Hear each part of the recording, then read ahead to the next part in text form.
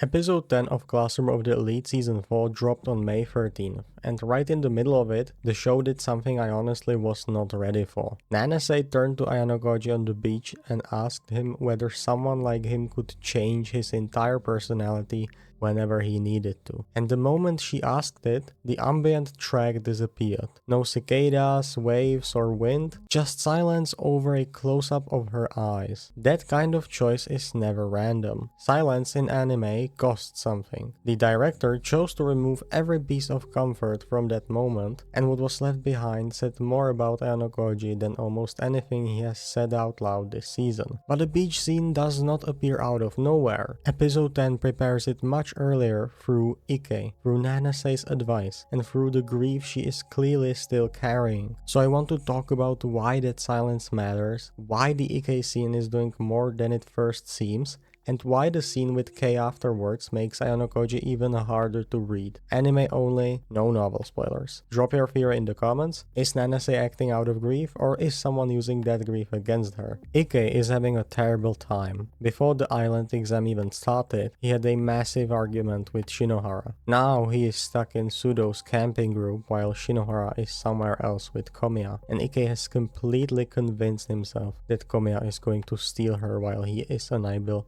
to do anything about it. At first, this looks like a simple teenage drama, a lighter scene in the middle of a psychological survival exam, something small before the episode moves back to the serious parts. But the episode spends too much time on it for that to be all it is. Nanase gives him advice. She tells him that Shinohara probably wants him to be honest. She wants to feel special, and Ike needs to act before he loses the chance. On the surface, sure, it is a warm advice, maybe the most openly human Nanase has been all season. If you take it at the face value, she's just helping a younger student through his relationship problem. But then you remember episode 9. Episode 9 opened with the reveal that someone Nanase cared for died, and Ayanokoji is somehow connected to it. She came to this school with that grief already inside her, and now she's carrying it onto the island exam. So when Nanase tells Ike to act before the chance disappears, it does not sound like random advice anymore. It sounds personal. She knows what it feels like when the chance is gone permanently. She cannot fix what happened in her own past, so she tries to fix it through someone else's situation. That is what gives the scene its weight. Nanase is talking to Ike, but emotionally, she is speaking from her own loss. The real question underneath the scene is simple. What happens when you never say the honest thing in time? Ike still has a chance to answer that. Nanase does not. And Ayanokoji may be the kind of person who has spent his entire life making sure nobody can answer that question about him at all. By the time we reach the beach, the episode has already told us what Nanase is really asking for. She wants honesty, or at least something close to it. After the competition, the episode gives Nanase and Ayanokoji a moment alone on the beach. That detail matters because the scene does not feel hidden or dramatic in the usual way. It is not night, and it is not framed like some secret confrontation in the dark. It happens in daylight, out in the open, right after Nanase has just proven herself physically. And that makes the quietness of the scene feel even stranger. Nanase has just won the competition, so on the surface, this should be her moment of confidence. She has shown strength, control, and even discipline. But instead of the scene becoming about victory, it turns into something much more personal. She starts questioning Ayanokoji. Not aggressively or not like someone simply trying to expose him, more like someone trying to understand what kind of person is actually standing in front of her. She asks whether he can change his personality type whenever he wants. Whether someone like him can simply adjust who he is depending on the situation. Ayanokoji does not give her a straight answer. He turns the question back toward her and asks whether people with his personality type usually stay consistent. Then Nanase says that events can change people. That is the moment the scene becomes uncomfortable. The setting is bright, but the sound disappears. You don't have any beach ambience, no cicadas or background comfort, just Nanase looking at him and waiting for something real to come back. The silence is doing more than making the scene tense. For a second, it almost feels like we are trapped in Nanase's point of view. She's searching Ayanokoji for something human and readable, and there is almost nothing there. That is why the timing works so well. Nanase has just won something physical, something visible and